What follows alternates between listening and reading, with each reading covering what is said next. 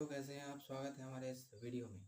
पिछले वीडियो में हमने 4.1 का सवाल नंबर 2 और 3 देखा था। अब इस वीडियो में हम सवाल नंबर 4 सीखने वाले हैं। तो चलिए बिना किसी देरी के स्टार्ट करते हैं। सवाल नंबर 4 है, हमें क्या करना है, शब्दों में लिखा हुआ है, इसको हमें समीकरण में देकर देना है जवाब। ठीक है, पहला क्या पूछ रहा है, देखिए संख्याओं x और 4 का योग 9 है। संख्या कौन कौन सी है, x है और क्या है, 4 है। उन दोनों का जोड़ कितना है, 9 है।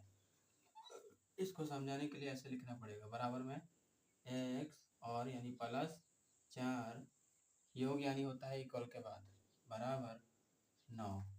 तो इसका यही आंसर है, मैच कीजिएगा। दूसरा, y में से 2 घटाने पर 8 प्राप्त होते हैं।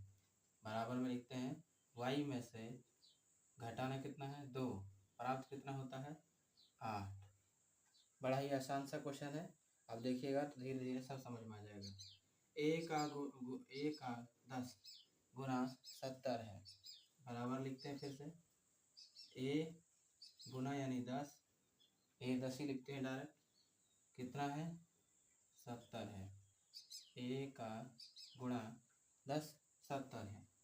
फिर पूछ रहा संख्या 6 को 5 से भाग देने पर, आंसर लिखते हैं 6 को 5 से बाटे में लिख देंगे, भाग देने पर 6 प्राप्त होता है। बराबर में 6 प्राप्त होता है।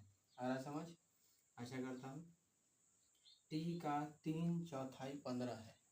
t का 3/4 लिखते हैं, t 3 कितना, चौथाई कितना है, बराबर 15 है। ये सब इसके उत्तर है। ठीक है, आशा करता हूँ समझ में आ रहा होगा।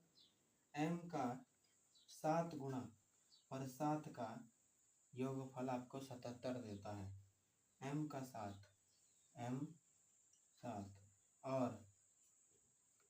और 7 यानी प्लस 7, योगफल कितना है 77।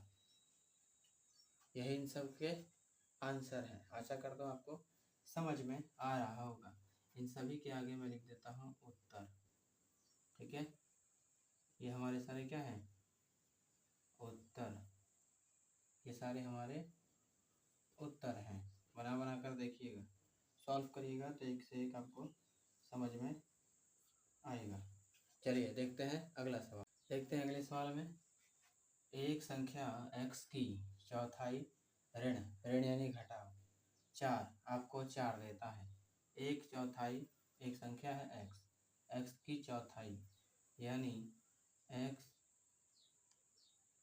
ऋण x 4, x की चौथाई हमें कितना देता है, ऋण 4, x की चौथाई 4, इसको बटे में लिखते हैं, और कितना देता है, माइनस का 4, बराबर में 4 आएगा।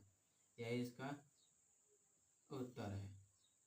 यदि आप y को 6 से गुणा में, यदि आप y के 6 गुने, तो लिखना पड़ेगा y 6 में से 6 घटाएं माइनस का 6, तो आपको 60 प्राप्त होता है।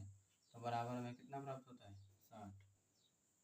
देखिए जैसा है हम वैसा इसको लिख दे रहे हैं, कोई बड़ा प्रश्न हमारे पास है ही नहीं।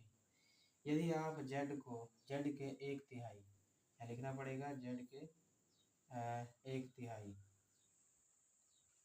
लिखना पड़ेगा, में से 3 जोड़ें तो आपको कितना 30 प्राप्त होता है। तो हमें कितना प्राप्त होता है, 30। देख लीजिए वीडियो का, अगर आपको स्क्रीनशॉट लेना है वो भी ले सकते हैं, जिससे आपको समझ में आ जाए। देख लीजिए। अब करते हैं अगले वीडियो में अगले सवाल को।